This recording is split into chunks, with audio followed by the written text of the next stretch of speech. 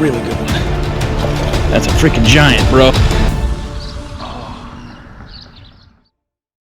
Hello everyone, welcome back to the channel. So about a year ago, right here, I did a review on my brand new kayak, my Seastream Angler 120 PD. And that video has turned out to be pretty popular and generated a lot of questions, comments, and requests for me to do a video on how I rig this kayak up for fishing, tournament fishing, just how I rig it up in general. So here we go.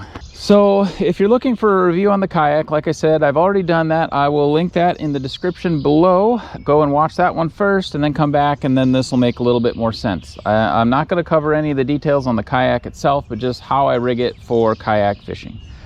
Also, I should mention, I probably won't go through every single little detail on how I do all of these modifications, because that video would just be painfully long and nobody would want to watch that. So I will just touch on what I did and then follow up later with some videos on how I actually did those changes, the parts, all the procedures to do some of those, because some of these changes are pretty unique to this kayak specifically, and some I'd say are probably unique to kayak fishing in general. So if you want to come back for those following videos on the specifics on how I do some of these things, go ahead and hit the free subscribe button down below. So let's get started. So I think when I did my first review on the kayak, I did bow to stern. So let's change things up and do stern to bow, and maybe get this out of the way first. So starting at the back here, the rudder. I did absolutely nothing to the rudder, believe it or not. With the crate, I started out with a normal crate, just like I think everybody does in kayak fishing, and then I found that wasn't enough, so I needed to upgrade. I found there was basically two options that fit the needs for what I like to do for fishing. That would be the Yak Attack Black Pack Pro, or this is the Flambeau Tough Crate Premium, I think it is. And so the reason I went with this one, the Tough Crate, is because I really liked that it had a enclosed storage on the top. And I don't know if you can see, but I keep all kinds of miscellaneous gear in here: sunscreen, fish glove, headlamp, mosquito net, sunglass. I mean, you can extra rudder cables, something to wipe my fish finder screen. This is latchable, and it just works really well, easy to reach from the seat. And then below, you've got another latchable storage compartment where you can either keep 5 3700 series tackle boxes, or what I do is I keep my battery for my fish finder and for my Nav Light, my GoPros in here, and then I can still fit 3 3700 series tackle boxes. So I did do a bunch of modifications to this. I probably won't go into the details on that because there's a whole bunch of videos already on that, but one thing that's absolutely essential is that you create a tether for both the top lid and the bottom lid, because otherwise they'll open all the way, and that's just no good. So I also added some carabiners so that I could latch this into my kayak, so if or when I flip, I don't lose all my tackle. It comes with 2 rod holders. I bought 2 additional, and these seem to work pretty well, keeping them out of the way but still within easy reach. Next up, this is one of those unique type modifications that I made. So if you want to see the details on how I made this, maybe that's where you'd want to subscribe and come back for the following videos. But basically, when I'm out on the water, I generally am running a Boom GoPro.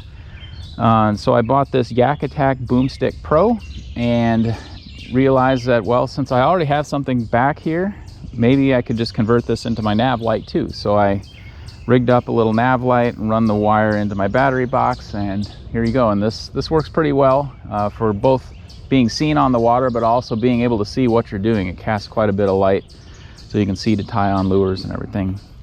Quick to move from one spot to the next for different camera angles. Just works really well. So, and moving on, we've got let's see, well, actually, let's talk about the net. So you'd say, well, why would you talk about a net? Anybody can get any old net. But what I will say is that I love this net. You see a lot of kayak anglers using like a tiny little floating hoop net that you got to shoot a bullseye to get a fish, or they got it such a long handle that it gets in the way. And Just doesn't work well. This net I find is absolutely perfect. And the best part about this net is that it is also the cheapest possible net I think you can find. This is just a Walmart special. It's got a big hoop compared to most kayak nets. It's you can extend it, which I usually just go about 1 notch.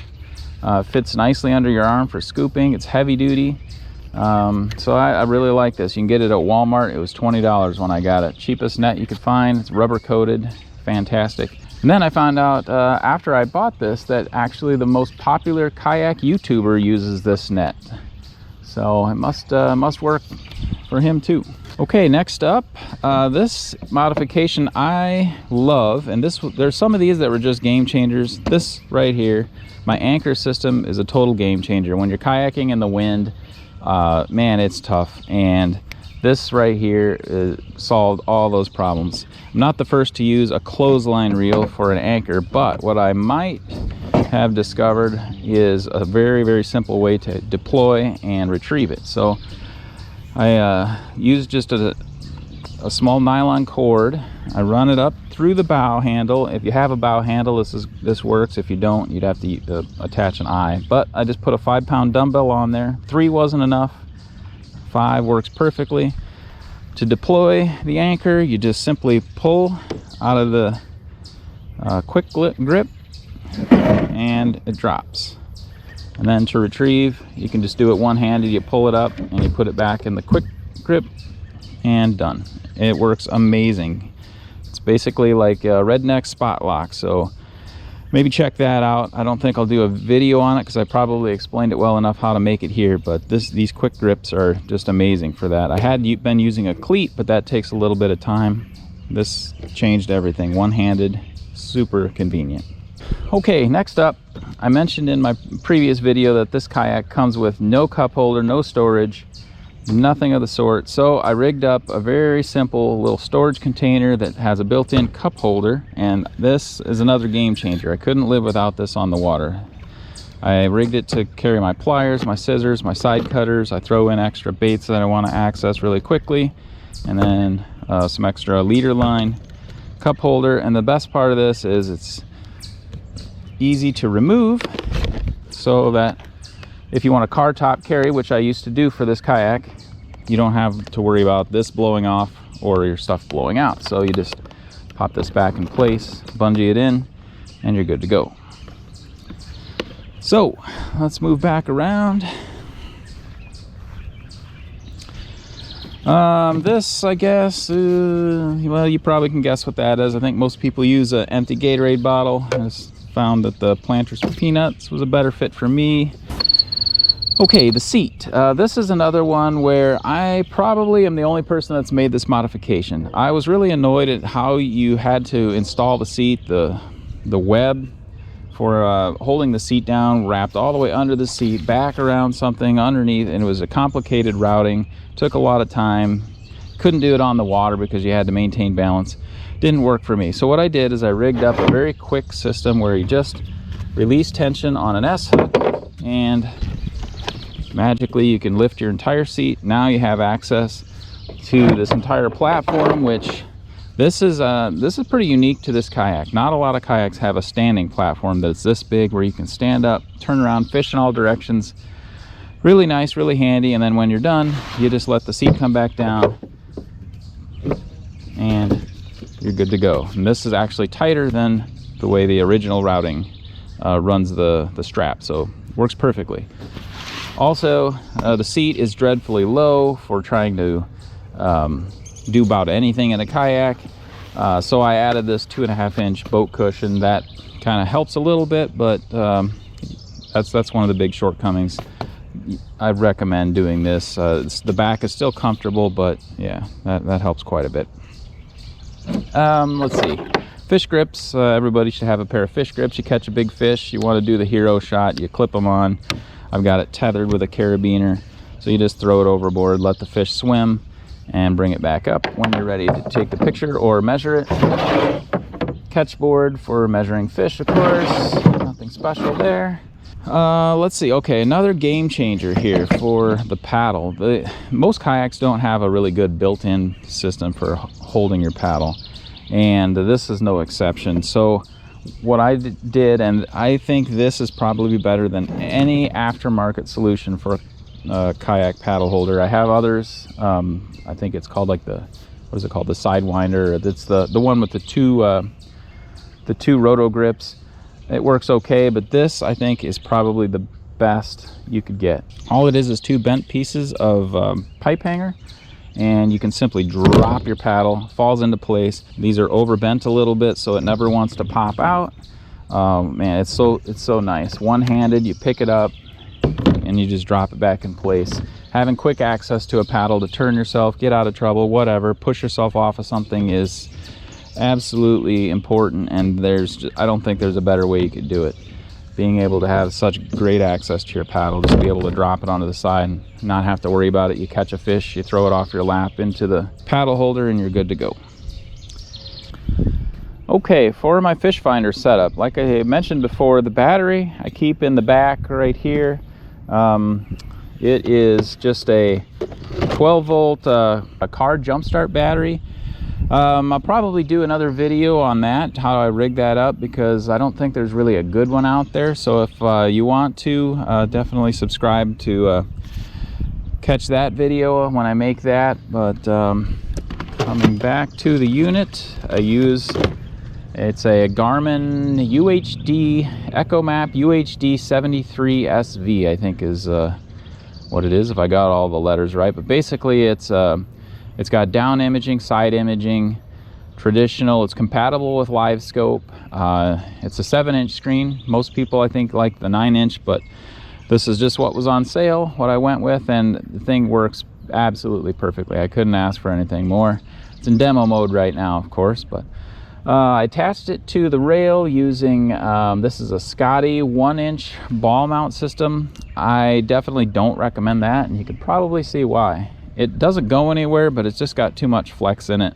When you're touching the screen, it likes to wiggle around. Definitely should have gone with the Yak Attack system, or at least with a 1.5-inch ball. So the transducer mount, let me come around to the other side. The transducer mount I use, it's a Scotty transducer mount as well. Nice thing about this is that you can just loosen a thumb screw, pull it up out of the water and retighten it. You can do this with one hand. It'll hold it up if you're going over some treetops or something, or rocks, or you want to get it up out of the way. And then to loosen it, you just go right back down. You could also loosen it to pivot and pivot it up and completely out of the water. And I do this for transport to and from the water, so I can keep it connected. So it works pretty well. And unfortunately, these are made for boats, and they come with like 30 feet of wire, and you just have to do something with it. So I kind of just loosely zip tied it up out of the way. Really nothing to it. Or run the wire down through some clips into the battery box, and works really well. Been using it this way for quite a while, had no issues.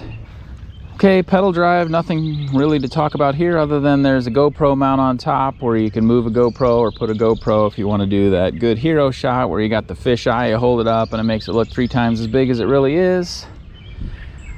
Next up, bow rope. Everybody has to have a bow rope on their kayak. So many people don't. You need it for safety reasons if you need a tow, or if you want to tie off to something, or if you launch and you need to grab something while it's floating away. I don't know. Bow rope, everybody should have one. What I do with mine when I'm on the water though is I run it like this, put a loop in it, and then I can use it as a standing up assist. I just reach forward, grab that loop, and then I can stand up, because this isn't the most stable kayak for standing, but that sure helps a lot. And you're probably wondering what this is. I don't think many, if any, people use this either, but I use this for when I'm trying to keep fish. It's like a insulated cooler bag. I think it's like a 30 can or 50 can cooler bag, and I just keep this up in the bow underneath a bungee, catch a fish, bleed them out, throw them in there with a couple of Gatorade bottles full of frozen water, and you're good to go. And I think that about covers it. This kayak has been fantastic on the water.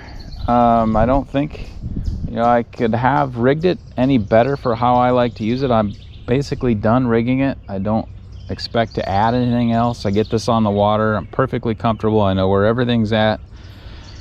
Really, you just can't beat it. There's shortcomings for sure. It's not terribly stable for standing up and doing a lot of casting. You can, it's just you really have to watch yourself. It's got a low seating position, so you need to stand up and take breaks. But it's also kind of light and narrow, and you can really maneuver it quickly. You can car top it. You're not doing that with a Hobie PA14 or a Native Titan 12 or 14 or 13 and a half, whatever. But so that is that's my rig. Hopefully this helps you. If you have a Seastream or are looking to buy one, hopefully this helps you out. But hopefully there's some general things here too. If you're just into kayak fishing and you've got a different rig, maybe this gave you some ideas on how you can improve the fishability of your kayak. So yeah, if you like the video, leave a comment or hit the thumbs up. Helps other people find the video, and we'll catch you on the next videos. Hey, trying to film here.